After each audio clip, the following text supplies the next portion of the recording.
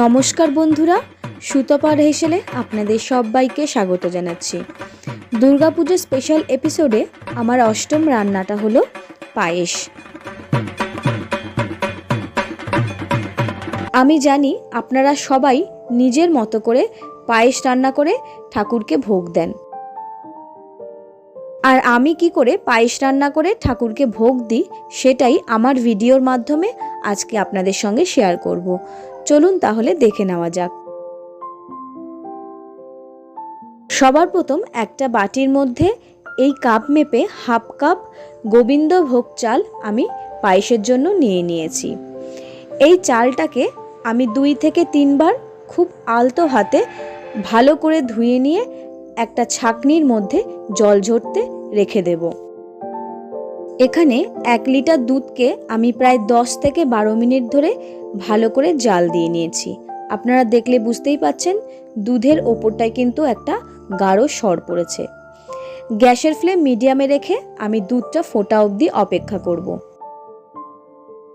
দুধটা ফুটে ওঠা পর্যন্ত আমি এখানে জল ঝরানো গোবিন্দভোগ চালটার মধ্যে 1 চামচ ঘি ভালো করে মাখিয়ে নিলাম।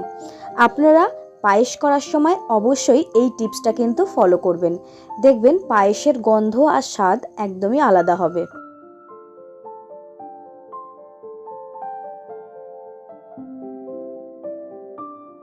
দুধটা ফুটে উঠেছে, ঘি মাখানো গোবিন্দভোগ চালটা এবার অল্প অল্প করে আমি দুধের মধ্যে দিয়ে দেব। তারপর একটা হাতা দিয়ে দুধটা খুব ভালো করে নাড়াচাড়া করতে থাকবো।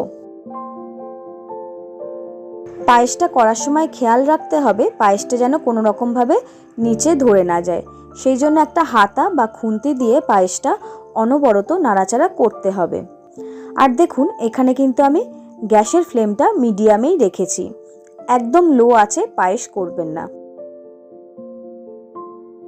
এবার একটা বাটির মধ্যে কিছুটা জল নিয়ে তার মধ্যে কিছু কুচিয়ে রাখা কাজু আর কিশমিশ ভিজিয়ে রাখলাম। চালটা দেওয়ার 10 মিনিট পর ফিরে আসলাম। গ্যাসের ফ্লেম মিডিয়ামে রেখেই আমি কিন্তু পায়েসটা রান্না করছি। আর দেখুন দুধটা কিন্তু অনেকটাই ঘন হয়ে এসছে আর চালটা প্রায় 80% সেদ্ধ হয়ে গেছে।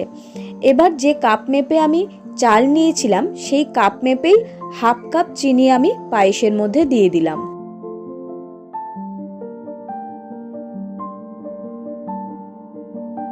চিনিটা দেওয়ার পর অনবরত আমি একটা হাতা দিয়ে পায়েসটা নাড়াচাড়া করতে থাকব।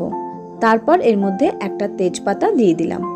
তেজপাতাটা দিয়ে আরও কিছুক্ষণ সময় ধরে আমি পায়েসটা অনবরত নাড়াচাড়া করতে থাকব। আপনারা দেখলে বুঝতেই পাচ্ছেন পায়েসটা কিন্তু আস্তে আস্তে অনেকটাই ঘন হয়ে এসছে। এর মধ্যে এবার আমি ভিজিয়ে রাখা কাজু আর কিশমিশগুলো দিয়ে দেব। তারপর আবারও কিছুক্ষণ সময় ধরে আমি এটা একটু নাড়াচাড়া করে নেব।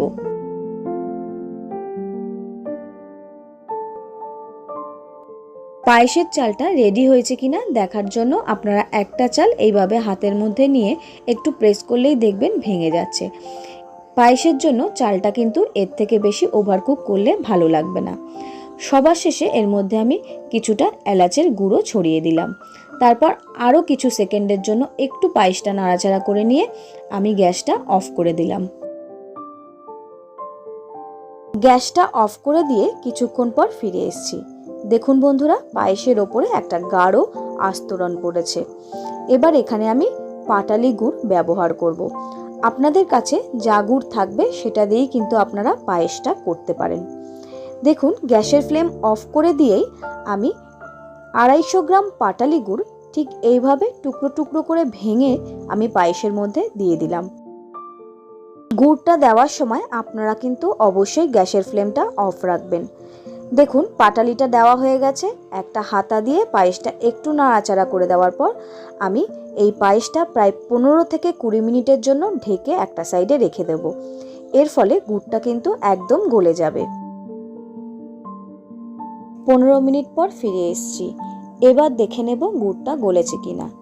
একটা হাতা দিয়ে পায়েসটা আমি অনবরত একটু নাড়াচাড়া করলে দেখতে পাবেন গুড়টা কিন্তু গলে গেছে। আর আস্তে আস্তে সাদা পায়েসটা কিন্তু একটা লালচে রং চলে আসছে, তার মানে বুঝে নিতে হবে গুড়টা গলে গেছে। এই যে দেখুন বন্ধুরা, পায়েসটা কিন্তু আমার একদম রেডি হয়ে গেছে। আর পায়েসের মধ্যে একটা গুড়ের গন্ধও যেরকম সুন্দর বেরোচ্ছে, আর একটা কালারও কিন্তু সুন্দর এসছে। এবার আমি একটা বাটির মধ্যে সুন্দর করে পায়েসটা পরিবেশন করে দিলাম। যে কোনো পুজোর দিনে এই ছোট ছোট স্টেপ ফলো করে সুন্দর একটা পায়েসের রেসিপি ঠাকুরকে ভোগ নিবেদন করে দিতে পারেন।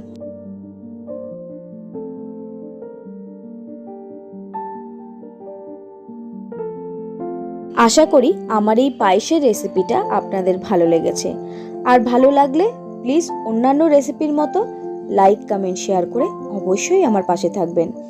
সুতপার হেসেলে আরও নিত্য নতুন দুর্গাপুজো স্পেশাল রেসিপি পাওয়ার জন্য আমার চ্যানেলটা সাবস্ক্রাইব করে পাশে থাকা বেল আইকনটা অবশ্যই প্রেস করে দেবেন।